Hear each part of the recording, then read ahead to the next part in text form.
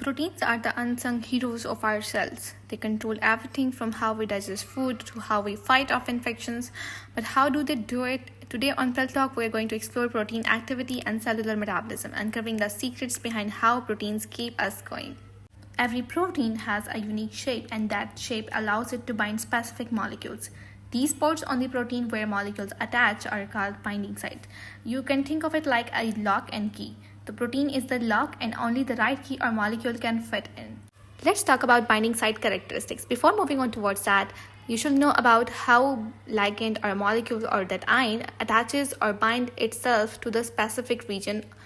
They can bind through electrical attractions, they can bind through van der Waals forces. First binding site characteristic is chemical specificity. Proteins are picky. Their binding sites are highly specific, meaning they only allow certain molecules called ligands to attach. The shape of the ligand has to match the shape of the binding site perfectly, just like how your house key only works on your front door. Next up is affinity. Affinity is how strongly a ligand binds to the protein. If the protein and ligand are a perfect match, they'll bind tightly, making it harder for the ligand to escape. But if the match isn't great, the ligand can easily slip away. So it's all about the strength of the connection. Number 3 is saturation. Saturation is when all the binding sites on a protein are filled up with the ligands. The more ligands available, the faster the binding happens, but there's only so much room on the protein. It's like a crowded bus. Once all the seats are taken, no more passengers can get on. Number 4 is competition. Sometimes multiple ligands compete for the same binding site like a competition. Drugs often work by competing with natural ligands, taking over the spot to block or change how the protein behaves. So it's a clever way to control biological responses. Number 5 is structural concentration. So a protein's 3D structure plays a huge role in how its binding sites work. Even though the amino acids in a binding site might not be next to each other in a chain, so the way the protein fold brings them together perfectly, that will allow them to interact with the ligand. Moving on towards regulation of binding site characteristic, or we can say controlling protein activity. Proteins are involved in everything happening in the cell, so controlling them is critical. There are two main ways cells controls protein: by changing their shape, which alters how they bind to ligand, or by regulating how many proteins are made or destroyed. Proteins can be modulated in two main ways. Allosteric modulation occurs when a molecule binds to a protein at a site other than the active site.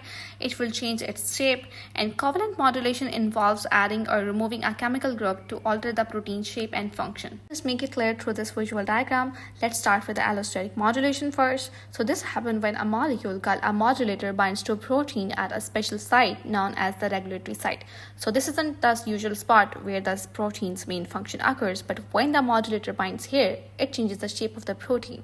As you can see, when the modulator binds, the functional site of the protein becomes active, allowing the ligand to attach and the protein to do its job. So it's like turning on a switch. Now let's look at covalent modulation. So there is a bit more complex. Here an enzyme called protein kinase adds a chemical group, often a phosphate group from a molecule like ATP, to the protein.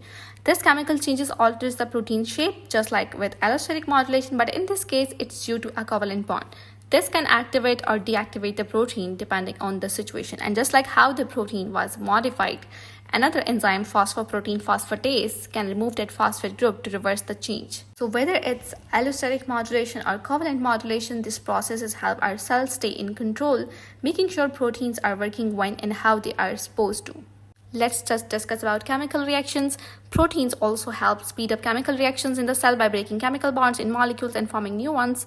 These reactions are essential for producing energy and keeping the cell running smoothly. So determinants of chemical reaction rates are: number 1 is reactant concentration, next one is activation energy, temperature, and number 4 is catalyst. So there you have it. Proteins are the cell's multitasking machines, binding molecules, controlling reactions, and even changing their own shape to keep you alive and well.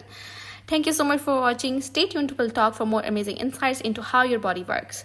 With this, stay healthy and stay informed.